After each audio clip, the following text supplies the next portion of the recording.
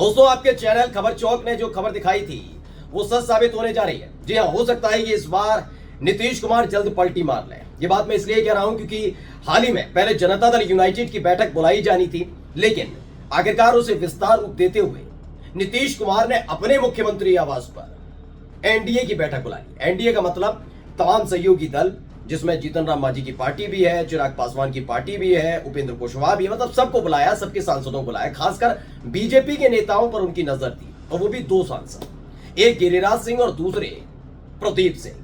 प्रदीप सिंह बिहार के अररिया से सांसद हैं, जिन्होंने हाल ही में बयान दे दिया था हिंदू स्वाभिमान यात्रा के दौरान कि सुनिए, जिन्हें अररिया में रहना है उन्हें हिंदू बनकर रहना होगा।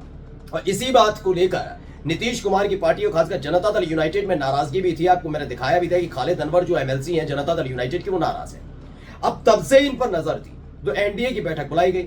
उस बैठक को लेकर तमाम बातें कही जा रही हैं, लेकिन आज मैं आपको दिखाऊंगा कि कैसे नीतीश कुमार ने बिना नाम लिए अप्रत्यक्ष तौर पर न केवल फटकार लगाई बल्कि दिल्ली तक संदेश पहुंचा दिया है कि अगर इस तरह की गतिविधि रही तो ज्यादा दिन तक हमारा गठबंधन चलने वाला नहीं है। नमस्कार, मैं हूं प्राज्वल गौतम और आप देख रहे हैं खबर चौक।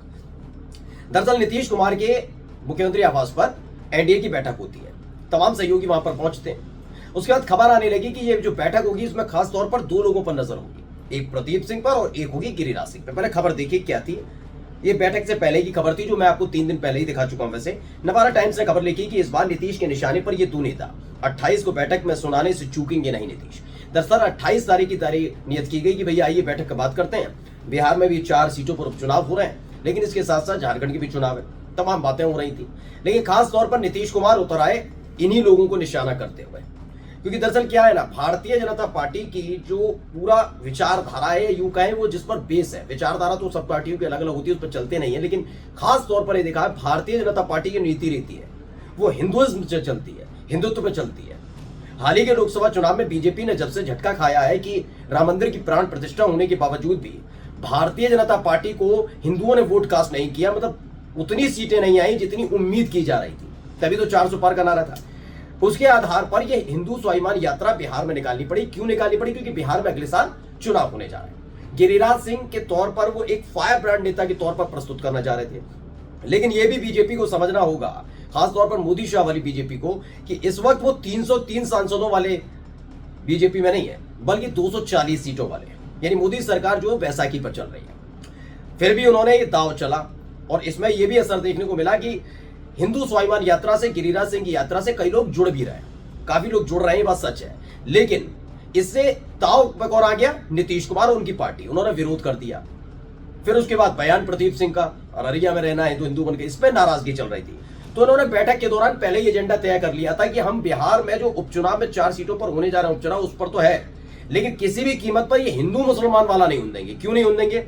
आरजेडी को नुकसान पहुंचाने के लिए, कांग्रेस को नुकसान पहुंचाने के लिए, इन तमाम चीजों के लिए तो बढ़िया है, लेकिन इसके निशाने पर कौन कौन आएंगे? इसके निशाने पर खुद नीतीश कुमार भी आ जाएंगे, उनकी पार्टी भी आ जाएगी, चिराग पासवान की पार्टी भी आएगी, क्योंकि उन्हें भी मुस्लिम वोट कास्ट करते हैं। इसी को लेकर लगातार संदेश दिया जा रहा है बिहार की जनता को कि हिंदू स्वाभिमान यात्रा से खास तौर पर जनता दल यूनाइटेड का कोई मतलब नहीं है, किसी भी तरह का कोई मतलब नहीं है। इसी को लेकर खेल चल रहा है। लेकिन हुआ क्या, इस बैठक को बुलाया गया और उसके बाद एक आदेश दिया गया। मैंने कहा ना, आदेश दिया गया। उन्होंने ये डायरेक्ट नहीं कहा कि गिरिराज सिंह आप क्यों निकाल रहे हैं, क्यों भाई प्रदीप सिंह तुम क्या कह रहे थे, ऐसा नहीं कहा उन्होंने।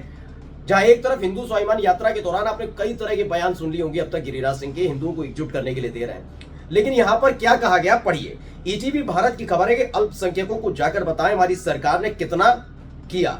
एनडीए की बैठक में नीतीश ने दिया जीत का मंत्र। उन्होंने कहा कि आपकी जो पार्टी है उसका विस्तार है वो चलता होगा, हम मानते हैं आपका चलता होगा, हिंदू एक तरफ हो रहे, हमारे साथ रहे, वो चलता होगा, लेकिन हमारे लिए हिंदू भी उतना ही जरूरी है और मुसलमान भी उतना ही जरूरी है। ये दोनों ही हमारे लिए बहुत ज्यादा जरूरी है। इसलिए आपकी हिंदू स्वाभिमान यात्रा के जरिए कहीं गठबंधन को नुकसान हो, क्योंकि बात ये नहीं है ना कि सिर्फ बीजेपी। दरअसल जब वोट कास्ट होगा तो ये देखा जाएगा कि जिस पार्टी को अब तक वोट देते आए मुसलमान, वो पार्टी किसके साथ खड़ी है, यानी वो बीजेपी के साथ खड़ी है। और इन सब चीजों को भूल भी लिया जाता, लेकिन आप चुनाव से ठीक पहले हिंदू स्वाभिमान यात्रा निकालकर हिंदुओं को एकजुट करने के नाम पर मुसलमानों को गठबंधन के खिलाफ खड़ा कर रहे हैं, तो ये बर्दाश्त नहीं होगा। इसलिए साफ साफ अपने विधायक और सांसदों से कह दिया कि अल्पसंख्यकों के लिए हम क्या कुछ कर रहे हैं ये बताइए। एक तरफ आप सोचिए, दो पार्टियां एक ही गठबंधन में, एनडीए में बीजेपी हिंदू हिंदू करती है, उधर वो मुसलमानों को बताते हैं कि हम आपके लिए कितने बड़े हितैषी हैं। दोनों ही विरोधाभासी बातें एनडीए के अंदर हो रही है। और इससे फायदा किससे होगा? इससे फायदा विपक्षी गठबंधन को होने का ज्यादा है, क्योंकि मुसलमान कंफ्यूज नहीं होगा, मुसलमान कंफ्यूज नहीं होगा और हिंदू भी उतने ज्यादा एकजुट नहीं हो पाएंगे, क्योंकि हिंदू भी सवाल पूछेंगे, हिंदू वोटर, कि आप सही है हिंदू स्वाभिमान यात्रा निकाल रहे हैं, हिंदू हिंदू चिल्लाते हैं, लेकिन आपने एक ऐसी पार्टी से गठबंधन क्यों कर रखा है जो अल्पसंख्यकों का भला सोचती है, जो जिस तरह की मानसिकता उस आधार पर बता रहा हूं। जब आप हिंदू मुसलमान करते हैं ना, तब यही विचारधारा जाती है मुसलमानों के मन में, जाती है कि जब वो हिंदू मुसलमान कर रहे हैं भाई, तो आप उनके साथ क्यों खड़े? ये जेडीयू से पूछा जाएगा तो हिंदू वोटर्स भी पूछेंगे ना बीजेपी से कि ऐसी पार्टी से गठबंधन की जरूरत ही क्या है जो सिर्फ अल्पसंख्यकों का कल्याण करती है।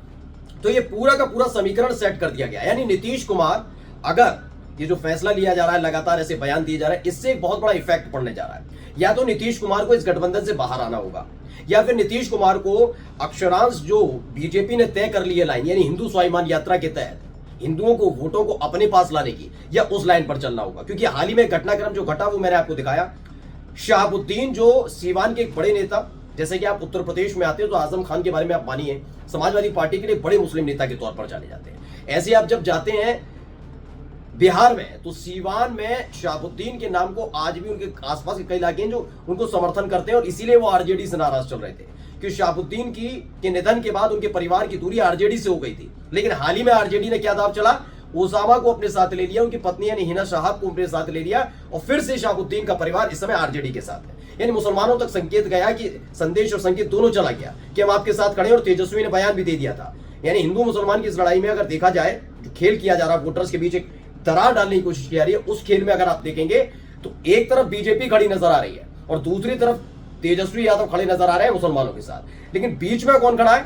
बीच में खड़े नीतीश कुमार, बीच में खड़े चिराग पासवान, ये सारी चीजें। अब आते हैं तीसरी खबर पर, जो सबसे महत्वपूर्ण खबर है। खबर क्या है? दरअसल वैसे देखा जाए तो आपने देखा होगा चिराग पासवान लगातार शपथ लेने के बाद से कई मुद्दों पर मोदी सरकार के खिलाफ बोल रहे थे। फिर खबर आई कि अचानक से ही अमित शाह ने पशुपति पारस को बुला लिया कि आप मुझसे मुलाकात करने आइए। वो मुलाकात करने पहुंचते और खबरें दिखने लगी कि भाई चिराग पासवान को साइडलाइन किया जा सकता है और एक बार फिर से पशुपति पारस को आगे किया जा सकता है, क्योंकि अमूमन ये देखने को मिला कि पशुपति पारस जब से मंत्री बने थे उन्होंने किसी भी फैसले का विरोध नहीं किया जिस स्तर पर आकर चिराग पासवान विरोध कर रहे हैं। तो मतलब मोदी शाह के बहुत करीब होते चले गए पशुपति पारस। चिराग पासवान को पसंद करते, लेकिन उस लेवल पर जाकर नहीं, लगाम लगाने के लिए पशुपति पारस का इस्तेमाल किया जा रहा था। लेकिन नीतीश कुमार ने क्या किया?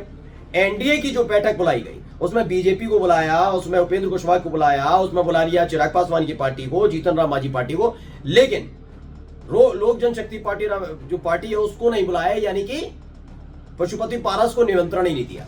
इसे भी एक संकेत के तौर पर माना जा रहा है कि हो सकता है पशुपति पारस को आप पसंद करते हो, पशुपति पारस के जरिए चिराग पासवान पर लगाम लगाना चाहते हो, लेकिन ये सब चीजें हम नहीं झेल पाएंगे। पशुपति पारस को बुलाया नहीं है। खबर भी देख लीजिए, देखिए आज तक की खबर है, सीएम आवास पर एनडीए की बैठक में पहुंचे तमाम नेता, पशुपति पारस को न्योता नहीं। और इस बात को लेकर अब बहुत तेज चर्चा चल रही है कि क्या नीतीश कुमार वाकई जो तमाम नेता हैं जो जिन्हें मोदी शाह पसंद करते हैं उनसे दूरियां बना रहे हैं, और जिस तरह का उन्होंने अल्पसंख्यकों को लेकर बयान दिया, जीत का मंत्र दिया, क्या वाकई ये दूरियां अब दरार और खाई में तब्दील होती जा रही है? नमस्कार।